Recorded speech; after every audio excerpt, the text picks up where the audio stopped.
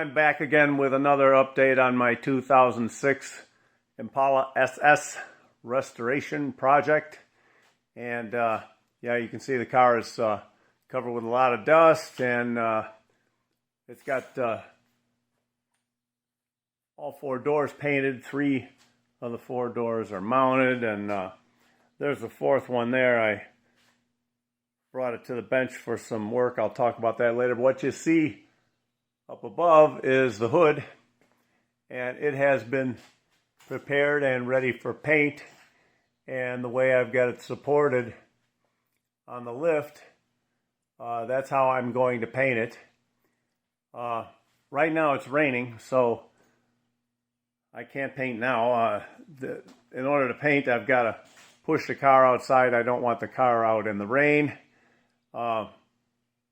Anyway, it's convenient that the hood can go high enough so I can basically store it above the car and push the car in underneath.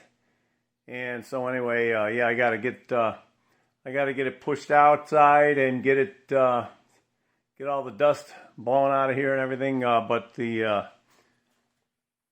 hood itself is ready for paint. And what it got was, boy, it can't focus on that, can it? What it got was, well, there were a couple of dings, and yeah, it can't focus. Can't focus on there, can it?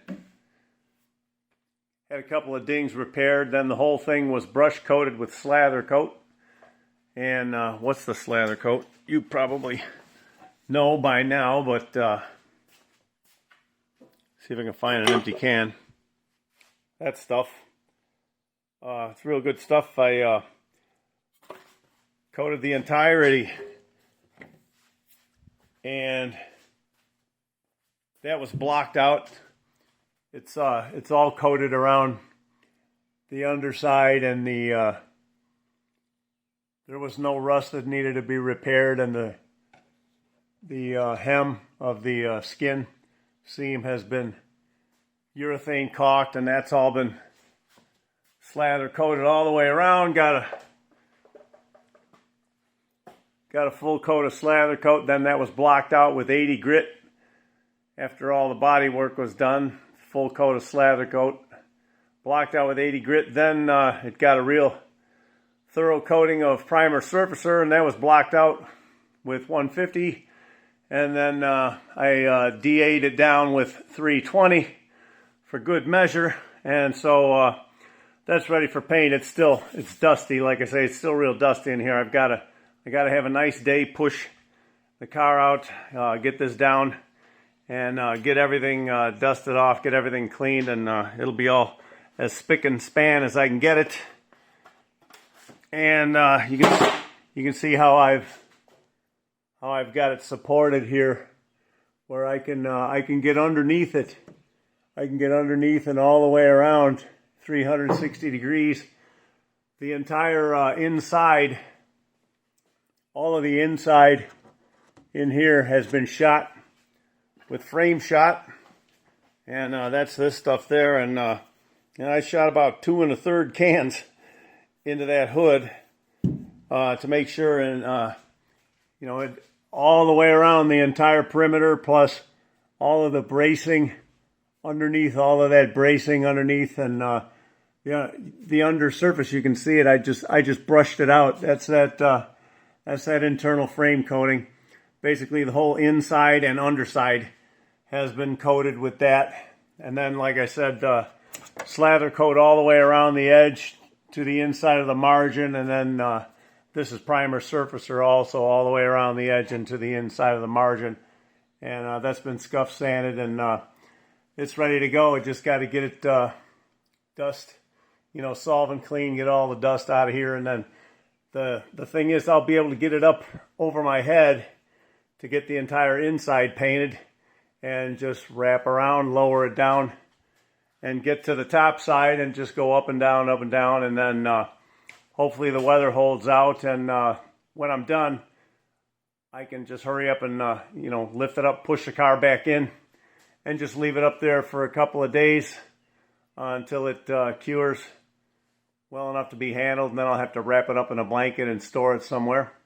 So waiting for a good day to do that, and that'll be the next thing. And then after that, I got a pair of fenders, and the vinyl or the plastic for the rocker covers and both of the bumper covers. And at that point, that should be all the paintwork. The car should be completely painted. I'm hoping to get it done by this summer.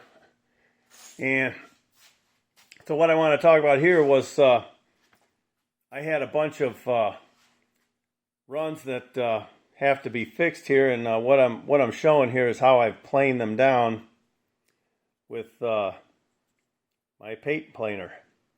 And it's basically a nice fine little file, and this thing does pretty good work.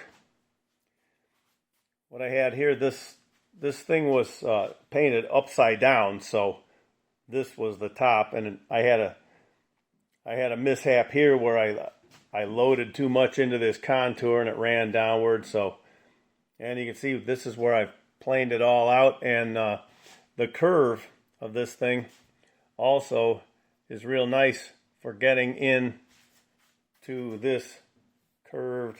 If you can see that curve there, gets into that curved contour really nice. And I had some runs off of these holes. Most of this is covered by a molding here anyway, but this will show up here. But that's all planed down. And then I had a couple of runs that came running out of this door handle recess.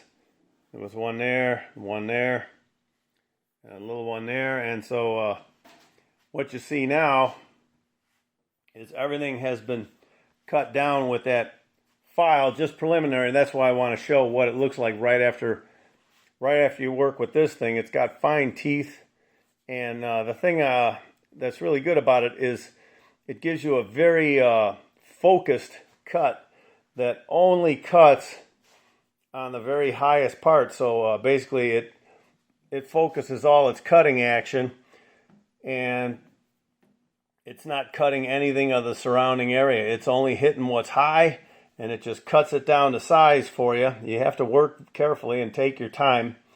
But once you start to see that the scratches are hitting the surrounding area, you see these, and like over here, that's, you know, that's letting you know that you have now just about got it even with the surrounding area, and that's it. You're done with the file. From here, you know, you can see these scratches here are all going to sand out, provided there's enough material, and I'm certain there is. And so the entire thing, you know, I mean, it's covered with dust and everything now, but we don't care what it looks like now. It's all going to get sanded down. This is about 10 days old, so it's cured enough. What I'm going to do is I'm going to block sand the whole thing out and just make sure it all blocks out real nice, and then I'm going to leave it that way, the same way I left this deck lid here. This has just been sanded down to 3,000 grit, but it hasn't been buffed out, and I will probably wait at least a couple of months. There's no big hurry. You know, like all this has been buffed out once, but it's going to need it again. The whole car is going to get, you know, once it's all assembled and everything, it's going to get a final detail. You know, you got to clean all the dust off it and everything, and then I'll go all around it, and I'm sure that there's going to be a few scratches here and there and some missed spots and stuff like that, and it'll get a final detail and buffing out. So, and that's when I'll take care of this. But what I'm going to do next step here is block out not only all of these planed down areas, but the entire thing is going to get blocked out. You know, and it's going to look, you know, it's going to look like that. It's going to look like that when it's buffed out. So, you know, you block the whole thing out. I'll probably start with 1,000 grit where in these areas where there's filing, because you have to take the file scratches out. So I'll probably start out with 1,000 in these areas, and then work my way up 1,200, 1,500, 2,000, 3,000, and just get the whole thing completely sanded. Let it sit and cure, and then buff it out. So anyway, yeah, that's the plan for now. I just wanted to show what kind of work that little planing tool. I've got several of these things, but I like this one with a little curve. Just want to show how that works and cut your runs down to size. By the time I sand that all out, you know, the entire thing is going to get blocked out. All this peel is going to get blocked out of there, and then you wheel it down, and you'll never know any of this stuff happened.